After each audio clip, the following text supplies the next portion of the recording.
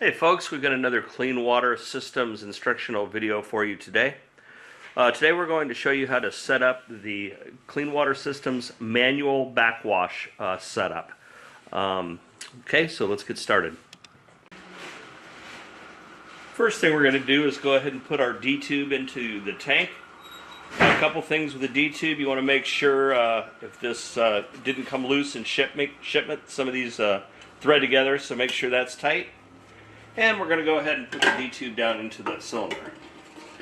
Now, as you can see, right now this D-tube should be flush with the top of this tank. So it's not seated down in that little divot correctly. So what you want to do is take and spin that like a little top, and it'll seat down in there, and you can see now that we're even. So for our gravel, there are two type filters. There's one, the blue one, that has a hole that goes through it like this.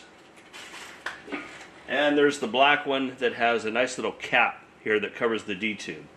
You'd never want to get any of your media down inside your D-tube. This is where your clean water comes back up into your valve. If you were to get media in here, you could damage your valve. So if you're going to use the blue one, make yourself a little piece of masking tape with buddy tabs on it.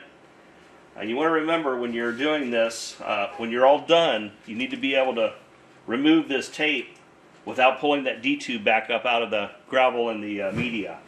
So make sure you have buddy tabs and make sure you're able to hold that and remove the tape. And then you would just simply put the blue funnel in like this.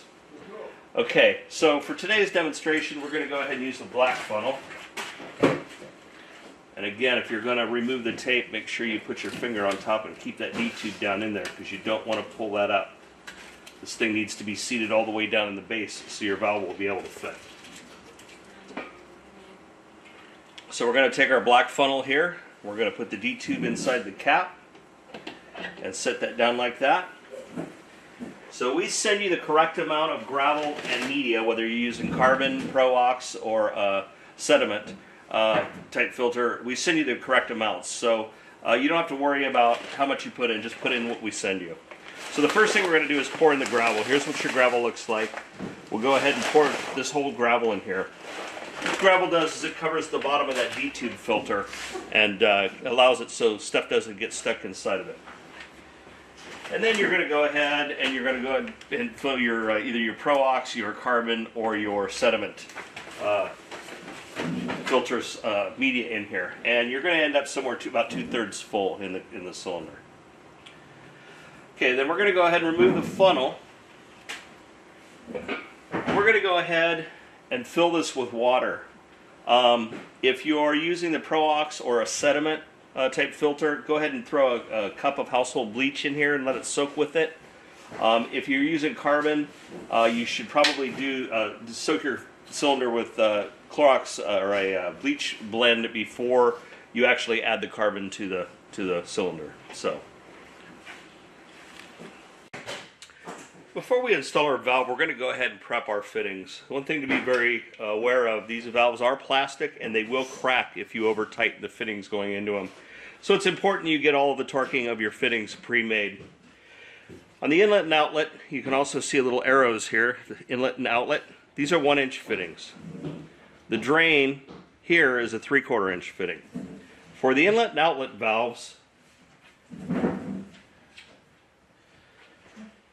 they have this little blue O-ring that fits down inside, and then these black caps that screw into them. Okay, so you don't need any tape or any lube on these fittings. These fittings actually go in and compress down on that fitting. So I just wanted to show you how that worked.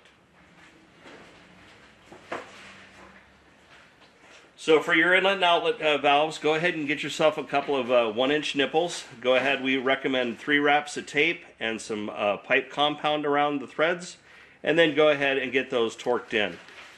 Do that for both the inlet and outlet side. We recommend using flex lines to hook up, and as you can see there's a little rubber seal on those as well, and that'll seal to this. So we won't need to worry about any tape on this side, just on this side.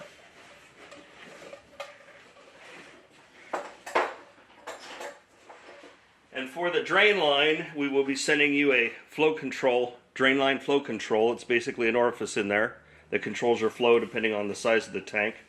And this, again, this will come all assembled with the thread tape and all done. So you'll just want to triple wrap this guy with some thread lube, and this is a 3/4 inch nipple, and get that done. So go ahead and get those fittings all assembled on the bench, so then all you have to do is actually install these assemblies into the valve. We're going to go ahead and install our valve. There are basically two O-rings here, a larger one and a smaller one. The smaller one goes inside here in this little groove, and this seals around your D-tube. The large one here seats up onto this area here and actually seals between the valve and the tank. So what you want to do is, we sent you a little thing of lube. We want to put a little lube on these guys and get them coated, just a little thin film, and just kind of work it around there with your fingers. And we'll go ahead and get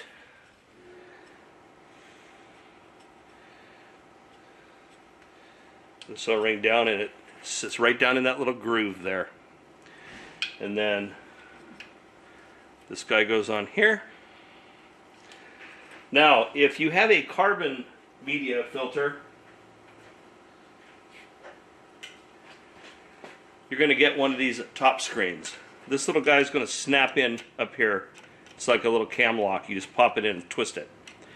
If you have Pro-Ox or a sediment filter, you're not going to have this. So basically, if it's included in the kit, use it. If it's not, don't. Okay, so we're going to go ahead and thread this guy in.